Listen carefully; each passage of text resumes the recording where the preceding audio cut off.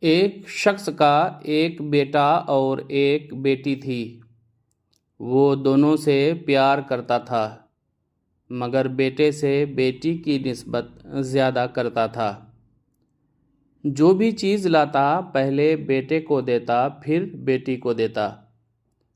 بیٹے کو اچھے اسکول جبکہ بیٹی کا ایک نارمل اسکول میں داخلہ کروایا گیا، یہ کہہ کر کہ بیٹی کل کو گھر گرہستی ہی تو سنبھالے گی۔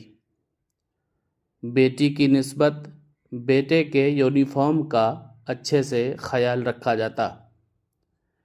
بیٹا بہت ضدی تھا اور اس کی ہر ضد، ہر فرمائش پوری کی جاتی۔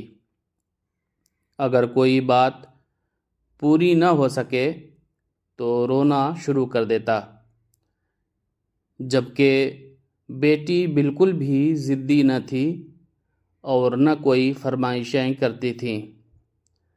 باپ شام کو جب تھکا ہارا گھر آتا تو بیٹی دوڑ کے استقبال کرتی، باپ کے ہاتھ میں کچھ ہو تو پکڑ لیتی، فوراً پانی کا گلاس پیش کرتی، کندھے دباتی، سر میں لاڈ سے انگلی پھیرتی رہتی۔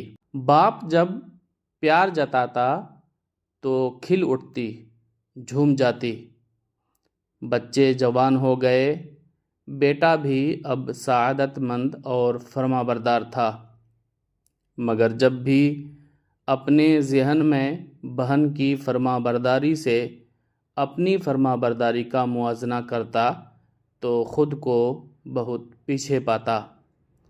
باپ بیمار ہوا، دونوں نے بہت خدمت کی، شدید علالت کے باعث انتقال کر گیا۔ دونوں بہن بھائی غم سے چور تھے۔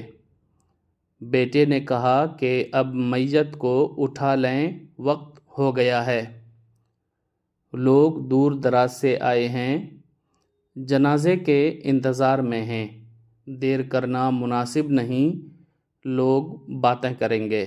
یہ سننا تھا کہ بیٹی باپ سے لپٹ گئی، زارو قطار رونے لگی اور کہنے لگی، میرے بابا جانی کو مجھ سے جدا نہ کرو، میں اپنے بابا جانی سے بہت پیار کرتی ہوں۔ جب بھائی آگے بڑھ کے میت کو اٹھانے لگا تو اس نے ہاتھ جوڑ کر کہا، کچھ دیر تو مجھے اپنے بابا جانی کو دیکھ لینے دو، میری آنکھوں کی تھوڑی پیاس تو مٹانے دو۔ جب میت اٹھا کے چل پڑے تو وہ دیوانہ وار پیچھے دوڑتی گیٹ تک چلی آئی۔ اسے بچپن کی کسی محرومی کا کوئی دکھ نہ تھا، نارمل اسکول میں پڑھنے کا کوئی رنج نہ تھا، بھائی کو چیز پہلے دینے کا دل میں کوئی گلہ شکوہ نہ تھا، جائیداد میں حصہ نہ ملنے کا کوئی شکوہ نہ تھا۔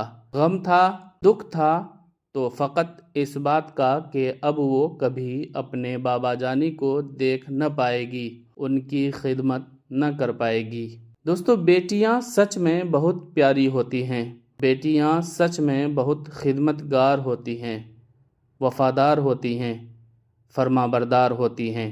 بیٹیاں سچ میں رحمت ہوتی ہیں، بیٹیاں بڑی حساس ہوتی ہیں۔ اپنی بیٹیوں سے بہت بہت پیار کریں، یہ چند دن کی مہمان ہیں، ان کو دوجے گھر کا ہونا ہے، ان کی دل کھول کے مہمان نوازی کریں، چھوٹی سے چھوٹی خواہش کا احترام کریں۔